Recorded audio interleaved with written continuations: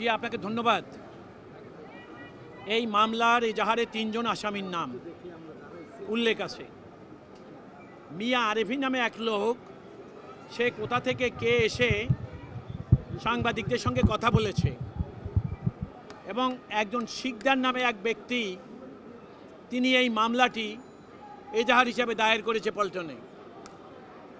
বিষয়টা হলো, তিনি মামলা করেছেন, একজন মানুষ মিথ্যা পরিচয় দিয়েছে শুধু সেই হিসাবে। ওই মামলার এজাহারে ইঞ্জিনিয়ার ইশরাক হোসেনের নাম ৩ নম্বরে উল্লেখ করছে, কিন্তু একটা অভিযোগের একটা শব্দও তার বিরুদ্ধে নাই।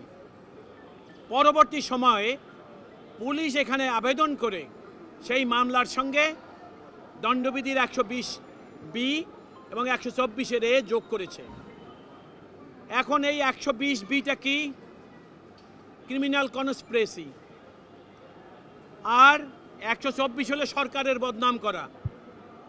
মামলার এজাহারে সরকারের বদনাম করেছে, কোনো রকম ষড়যন্ত্র করেছে, এরকম একটা শব্দ এজাহারে লেখা নাই। এজাহারে যেটা লেখা আছে, মিয়া আরেফি তিনি কোনো এক দেশের রাষ্ট্রপতির কথা বলেছে যে তিনি নাকি তার অ্যাডভাইজার। সুতরাং এইখানে তিনি নিজেকে ফলসিফাই করেছেন, মিস রিপ্রেজেন্টেশন করেছেন, নিজেকে মিথ্যা পরিচয় দিয়েছেন। এজাহারে সকল অভিযোগ তার বিরুদ্ধে। অথচ মামলার দীর্ঘদিন পরে, প্রায় কি বলবো আমি, 6 মাস পরে তিনি যখন এই মামলায় সারেন্ডার করেছেন, তখন তার জামিন নামঞ্জুর করে তাকে জেলে পাঠিয়ে দেয়। এবং এই সারেন্ডার কিন্তু তিনি করেছেন কারণ তিনি হাইকোর্টে জামিন নিয়েছেন, এবং হাইকোর্টের নির্দেশেই তিনি মহানগর দায়রা জজে সারেন্ডার করেছিলেন। অথচ বিধান হলো এই, ওই জামিন ডিসকন্টিনিউ না করে তার জামিন মঞ্জুর করাই স্বাভাবিক ছিল। তবে এটা নিশ্চিত আমাদের কাছে মনে হয়েছে এখানে সরকারের ইঙ্গিত আছে বলেই তার জামিনটাকে নামঞ্জুর করে তাকে জেলে নিয়ে গেছে।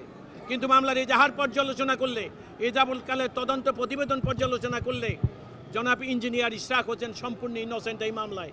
তার বিরুদ্ধে কোনোভাবে এই মামলায় তাকে সম্পৃক্ত করা যায় না। শুধু রাজনৈতিক অসৎ উদ্দেশ্যে তাকে মামলায় সম্পৃক্ত করেছে। তার চাইতেও বড় অসৎ উদ্দেশ্য হলো 10 দিনের রিমান্ড চেয়েছে তাকে।